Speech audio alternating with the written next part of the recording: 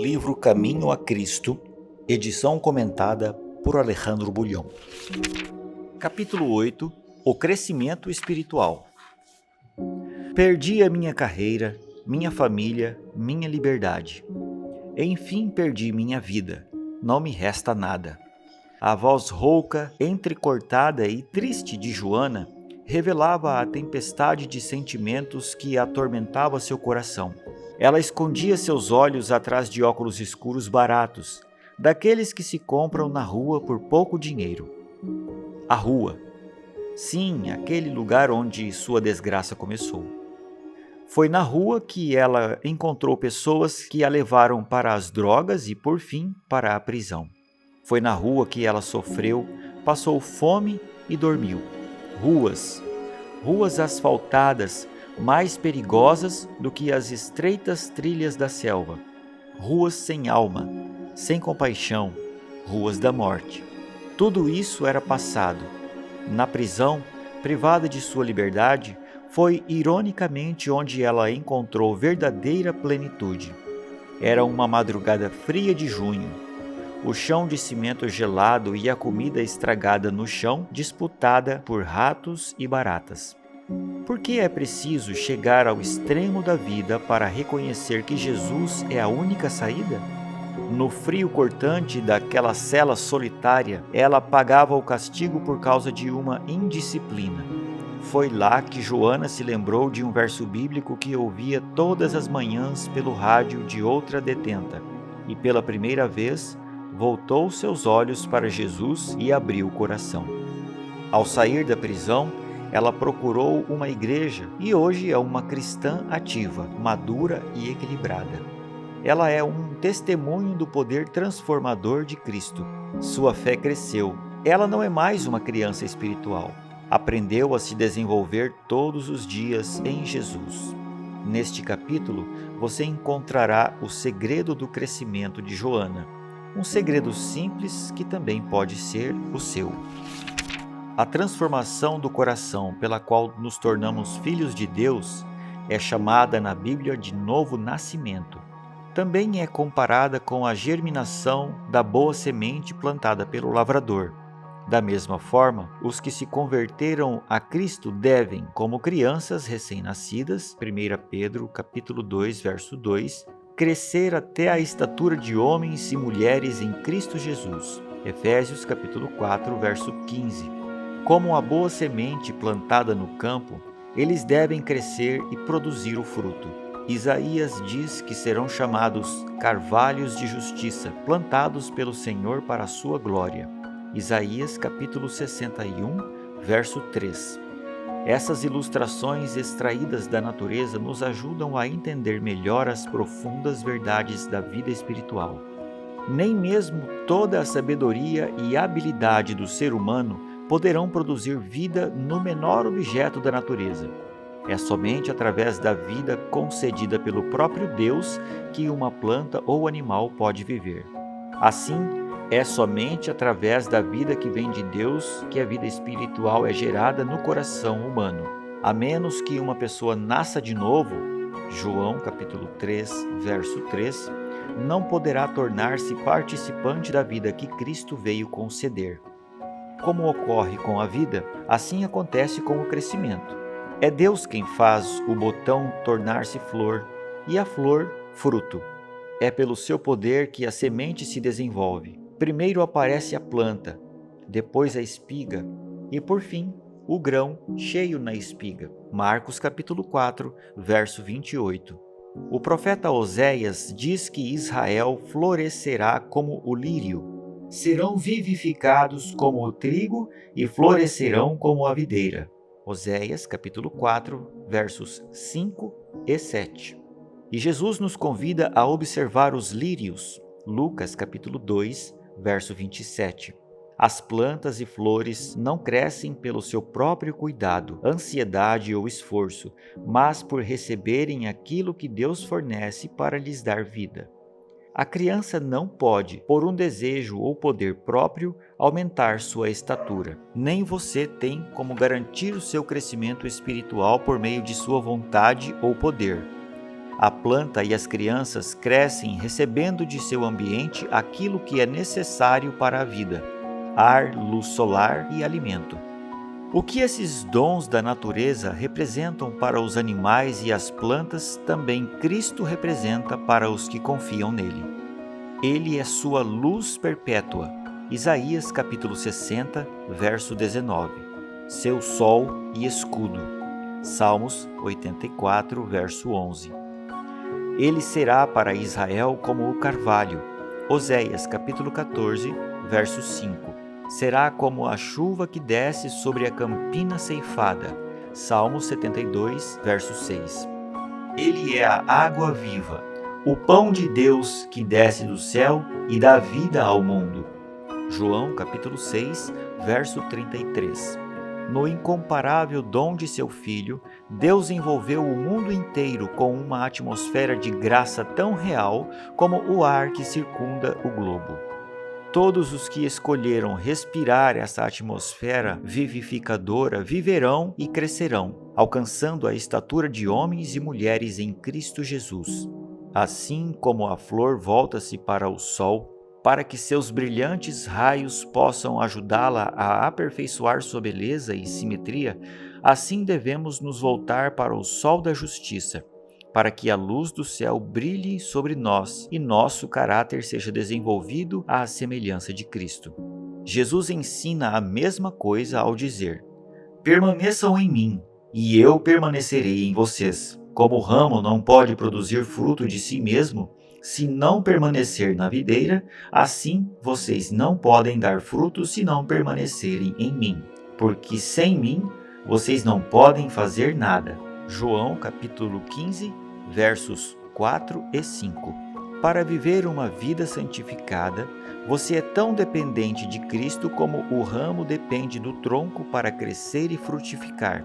Separado de Cristo, você não tem vida, não tem poder para resistir à tentação ou crescer na graça e na santidade.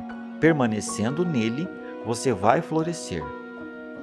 Se sua vida estiver ligada a Ele, você não murchará nem deixará de produzir frutos. Será como uma árvore plantada junto a fontes de águas. Muitos pensam que devem fazer sozinhos uma parte do trabalho. Confiaram em Cristo para obter o perdão de seus pecados, mas agora procuram viver retamente através de seus próprios esforços. Mas esse esforço é em vão. Jesus diz: sem mim vocês não podem fazer nada. Nosso crescimento na graça, nossa alegria, nossa utilidade, tudo depende de nossa união com Cristo. É pela comunhão com Ele, todo dia, toda hora, permanecendo nele, que crescemos na graça. Ele não é somente o autor, mas também o consumador da nossa fé. Cristo deve ser o primeiro e o último. Deve estar conosco não apenas no começo e no fim de nossa carreira, mas a cada passo do caminho. Davi disse: tenho o Senhor sempre diante de mim. Estando Ele à minha direita, não serei abalado. Salmo 16, verso 8. Você pergunta: como posso permanecer em Cristo? Da mesma forma como você o recebeu a princípio. Assim como vocês receberam a Cristo Jesus, o Senhor, continuem a viver nele. Colossenses, capítulo 2, verso 6. O justo viverá pela fé. Hebreus, capítulo 10, verso 38. Você se entregou a Deus para pertencer inteiramente a Ele, para servi-lo e obedecer-lhe, como também aceitou a Cristo como seu Salvador. Você não pode, por si mesmo, redimir-se dos próprios pecados ou transformar seu coração, mas entregando-se a Deus, você crê que Ele, por amor a Jesus, fez tudo isso por você. Pela fé, você passou a ser de Cristo e pela fé deve crescer nele, doando e recebendo. Você tem de entregar-lhe tudo: o coração, a vontade, a disposição de servir. Enfim, deve dar a si mesmo para então obedecer a todos os seus preceitos. E deve também receber tudo: Cristo, a plenitude de todas as bênçãos, para habitar em seu coração, ser sua força, justiça e esperança eterna, a fim de que tenha o poder necessário para obedecer. Consagre-se a Deus pela manhã. Faça disso sua primeira atividade e ore. Toma-me, ó Deus, para ser teu inteiramente. Deponho todos os meus planos a teus pés. Usa-me hoje para o teu serviço. Fica comigo e que todas as minhas obras sejam feitas em ti. Essa é uma questão diária. Cada manhã consagre-se a Deus para aquele dia. Entregue a Ele todos os seus planos para saber se devem ser levados avante ou não, de acordo com o que a sua providência indicar. Assim, dia após dia, você poderá entregar sua vida nas mãos de Deus e ela será cada vez mais moldada segundo a vida de Cristo. A vida de Cristo é uma vida de descanso. Pode não haver êxtase de sentimentos, mas deve existir uma confiança constante e tranquila. Sua esperança não está em si mesmo, mas em Cristo. Sua fraqueza está ligada à sua força, sua ignorância à sua sabedoria, sua fragilidade ao seu eterno poder. Por isso, não olhe para si mesmo. Não permita que seus pensamentos fiquem centralizados no próprio eu. Olhe para Cristo. Pense em seu amor, sua beleza e na perfeição de seu caráter. Cristo em sua abnegação, Cristo em sua humilhação, Cristo em sua pureza e santidade, Cristo em seu incomparável amor. Esse é o tema para a sua meditação. E ao amá-lo, imitá-lo e depender inteiramente dele, você se transforma à sua semelhança. Jesus disse: permaneçam em mim. João capítulo 15, verso 4. Essas palavras transmitem a ideia de descanso, estabilidade e confiança. Outra vez ele convida: venham a mim e eu os aliviarei. Mateus capítulo 11, verso 28. As palavras do salmista expressam o mesmo pensamento.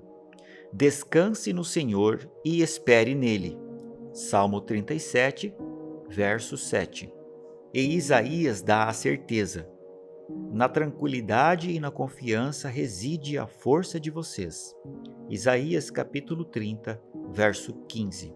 Esse descanso não está na inatividade, pois no convite do Senhor a promessa de descanso vem junto com um chamado ao trabalho. Tomem sobre vocês o meu jugo e vocês acharão descanso. Mateus capítulo 11, verso 29.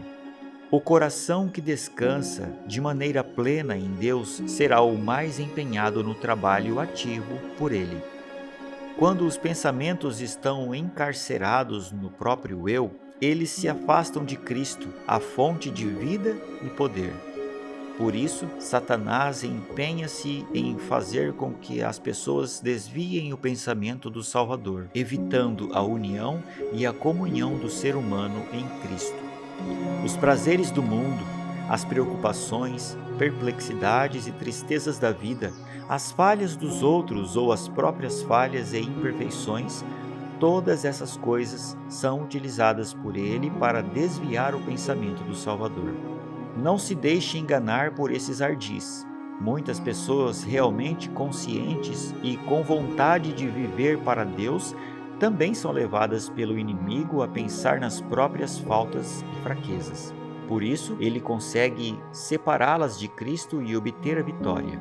Não devemos fazer de nós mesmos o centro, dando lugar à ansiedade e ao medo de não sermos salvos. Tudo isso afasta o coração da fonte de nossa força. Entregue a Deus a tarefa de salvá-lo e confie nele. Fale de Jesus, pense nele, que o próprio eu se perca nele. Afaste toda dúvida. Esqueça seus temores. Como o apóstolo Paulo, diga: já não sou eu quem vive, mas Cristo vive em mim. E esse viver que agora tenho na carne, vivo pela fé no Filho de Deus, que me amou e se entregou por mim. Gálatas capítulo 2, verso 20. Descanse em Deus, Ele pode guardar aquilo que você lhe confiou. Colocando-se em suas mãos, ele fará com que você seja mais do que vencedor por aquele que o amou. Quando se revestiu da natureza humana, Cristo ligou a si a humanidade como um laço de amor que nunca pode ser desfeito por poder algum, exceto a escolha do próprio ser humano. Satanás sempre tentará nos seduzir para que desfaçamos esse laço e escolhamos nos separar de Cristo. É aqui que precisamos vigiar, lutar e orar, para que nada nos induza a escolher outro mestre, pois seremos sempre livres para assim fazer. Mas fixemos nossos olhos em Cristo, e Ele nos preservará. Se olharmos para Jesus, estaremos a salvo. Nada pode nos arrancar de sua mão. Contemplando-o constantemente, somos transformados de glória em glória, na mesma imagem como pelo Espírito do Senhor. Segundo aos Coríntios, capítulo 3, verso 18, Almeida Revista e Corrigida. Foi dessa maneira que os primeiros discípulos alcançaram a semelhança com o amado Salvador. Quando ouviram as palavras de Jesus, esses discípulos sentiram a necessidade que tinham dele. Eles o buscaram, o encontraram e o seguiram. Estavam com Jesus em casa, à mesa, nos aposentos mais reservados e no campo. Estavam com ele como alunos e professor, recebendo diariamente de seus lábios lições da santa verdade. Olhavam para ele como servos para seu Senhor, para saber o que tinham a fazer. Esses discípulos eram homens sujeitos aos mesmos sentimentos que temos. Tiago, capítulo 5, verso 17. Como nós, também tinham que lutar contra o pecado. Precisavam da mesma graça para viver uma vida santificada. Mesmo João, o discípulo amado, aquele que melhor refletiu a semelhança do Salvador, não possuía naturalmente esse caráter amável. Não somente era arrogante e ambicioso por horas, como também era impetuoso e ressentido ao ser ofendido. Mas ao manifestar-se o caráter daquele que é divino, ele viu a própria deficiência e, reconhecendo isso, humilhou-se. A força e a paciência, o poder e a ternura, a majestade e a mansidão que contemplava na vida diária do Filho de Deus enchiam sua alma de admiração e amor. Dia após dia, seu coração era atraído para Cristo, até perder de vista a si próprio, por amor ao seu Mestre. Seu temperamento ressentido e ambicioso deu lugar ao poder moderador de Cristo. A influência regeneradora do Espírito Santo renovou seu coração.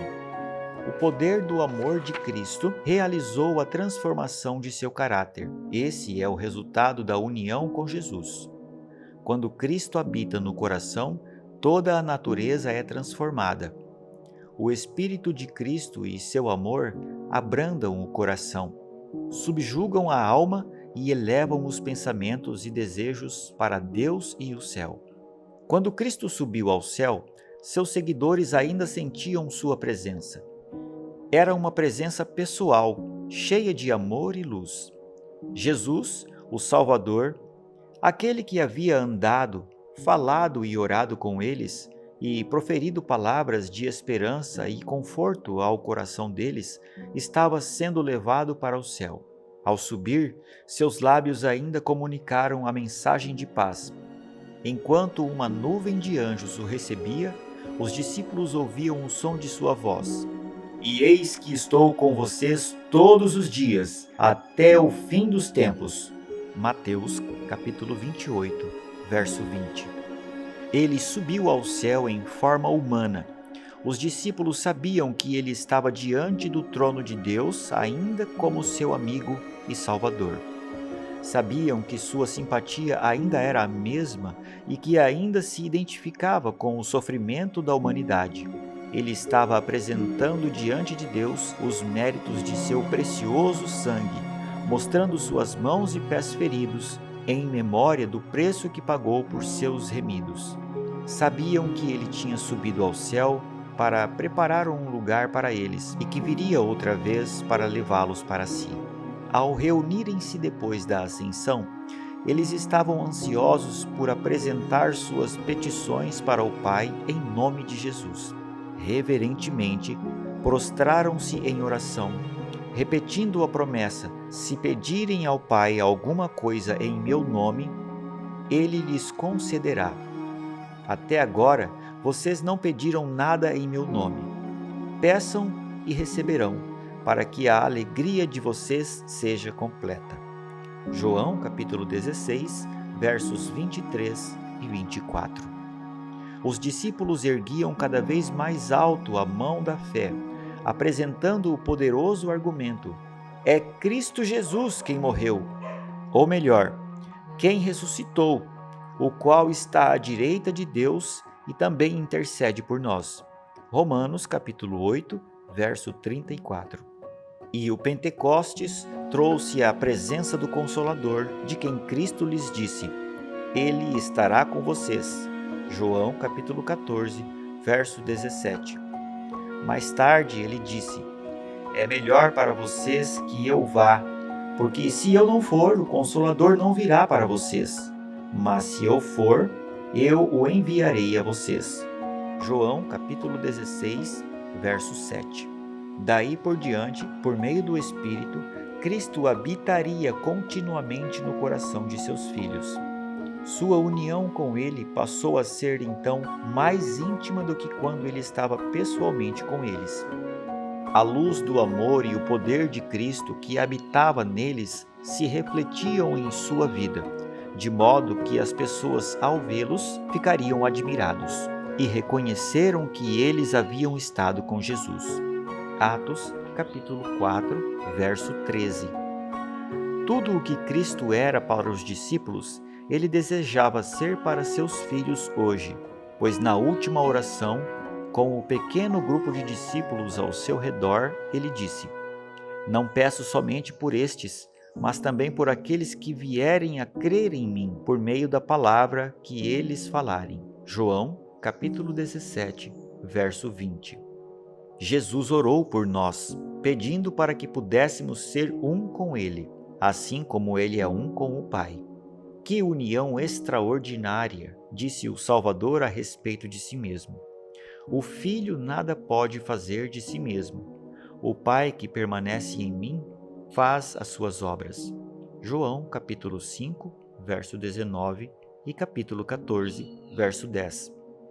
Assim, se Cristo habitar em nosso coração, Ele operará em nós tanto o querer quanto o realizar. Filipenses capítulo 2, verso 13. Trabalharemos como Ele trabalhou, manifestaremos o mesmo Espírito, e assim, amando-o e nele habitando, cresçamos em tudo naquele que é a cabeça de Cristo. Efésios capítulo 4, verso 15. A arte de crescer. Nos capítulos anteriores, vimos que a tragédia do ser humano é viver separado de Deus. Longe do Pai, a pobre criatura vive de forma egoísta e se autodestrói. A única solução é retornar ao Pai, tornar-se para Ele e viver com Ele. No entanto, acontece que alguns retornam e se separam novamente, e como consequência, morrem espiritualmente. Em vez de permanecerem unidos à fonte da vida que é Cristo, vivem ansiosos em buscar um comportamento exemplar. No entanto, separados de Cristo, não podem fazer nada. Neste capítulo, você leu que a criança não pode, por um desejo ou poder próprio, aumentar sua estatura.